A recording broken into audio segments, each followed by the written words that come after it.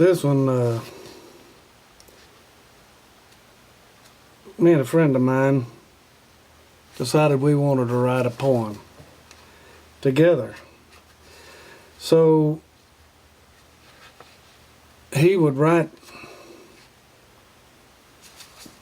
4 lines and then he'd give it back to me, and I'd write 4 and then I'd give it back to him, and it kind of went on and on from there. This is one of the reasons I got handed the nickname Windy Bob, because it was a little long-winded, but that's all right. I'm going to do it for you anyway. It's called A Gunman Named Red. He was the first person I noticed when I rode into town. As I passed him, he nodded, pulled his hat further down. He took out his barlow and cut off a chaw, and the badge on his chest told me he was the law. So I reined in my horse, and looking back I said, "Excuse me, do you know of a gunman named Red?" The lawman's eyes narrowed. He spit a stream from his mouth. "I know him, lives that way," and he pointed south. "What business is he of yours?" He had a hard gaze. So I told him, "I'm here to see Red in his grave." "Well, Red's not dead, son." He checked his watch. It was noon. I touched the grips of my Colt and said, "He will be soon." From the south there arose a faint cloud of dust, and I shielded my eyes and gave him time to adjust. "If you're gunning for Red, boy, you best take this test. Hit that fly on the wing or you'll be dead like the rest." Without batting an eye, I slept leather, then fired. The lawman, he smiled. "Looks like Red just retired." So then I turned my pony south to where the lawman had shown. I'd vowed one day to make Red pay for all the seeds he'd sown. So I found the farm like the lawman said. I got out on my feet. "Let's come on out, Red. Make it quick. You have a destiny to meet." But Red wasn't home, so I went on in. No one had been there for a while. What I saw on the fireplace hearth caused a tear and then a smile. It stood all alone in a dusty frame, a picture of Red's wife, and in her arms held lovingly a child that had just entered life. It embarrassed me then how I lost myself, and I knew I had to get meaner. I couldn't help it though, so I lowered my eyes and I wished I'd never seen her. Next to the fireplace, hanging on the wall, was a squeeze box and an old fiddle. They looked like they'd been played a lot, 'cause they were real worn in the middle. Across the room to the kitchen door, some old sweetbread was on the table. I pulled off the mold and took me some, got a drink from the bucket with a ladle. Something moved outside and back of the house. I jumped for the open door. 3 shots rang out. One found its mark, and I tumbled to the floor. With my gun out, I wheeled about and answered with 3 more. Couldn't see if I'd hit anything, so I raised up to see what for. There in the dust of the small breezeway lay a woman with her hand on a gun.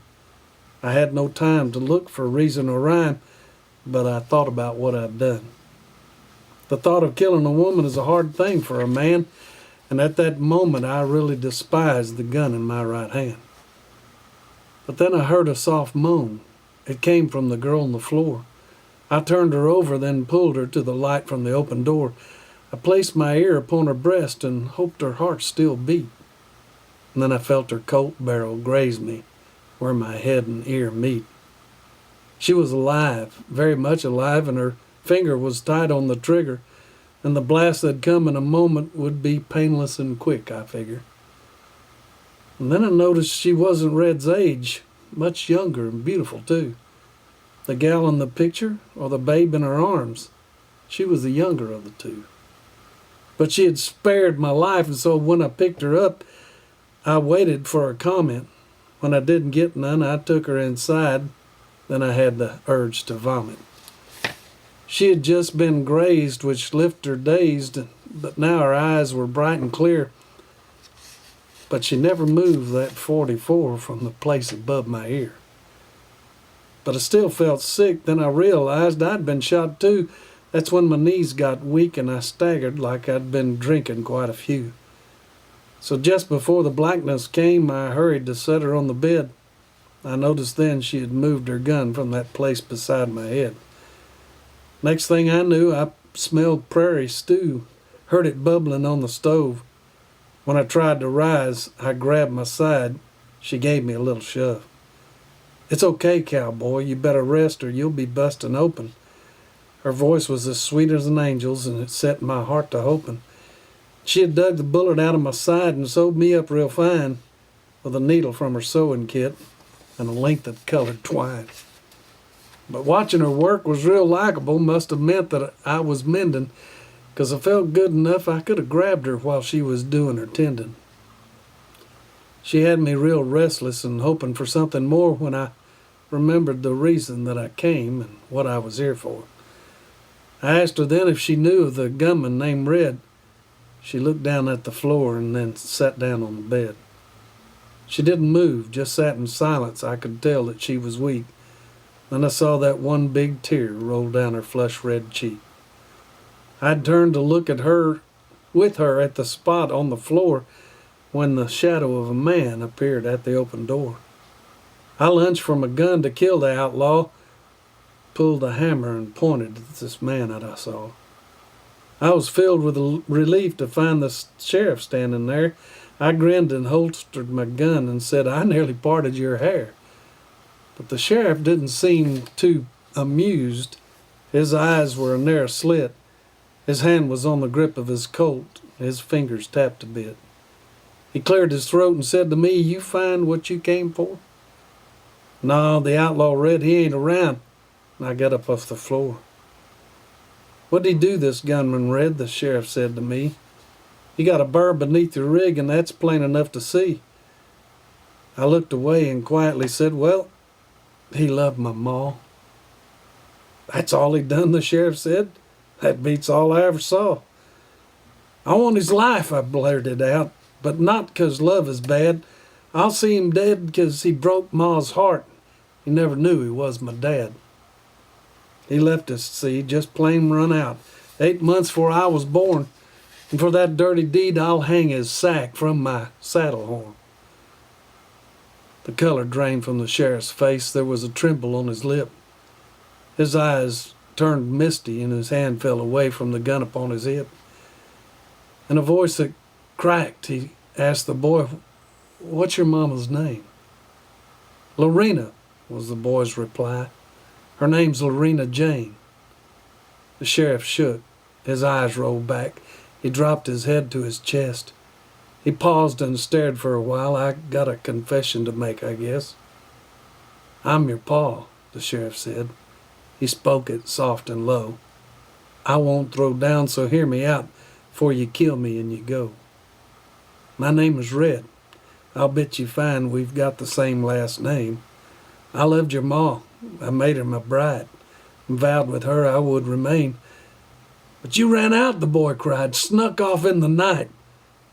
"Did no such thing. It was 63, and there was a war to fight.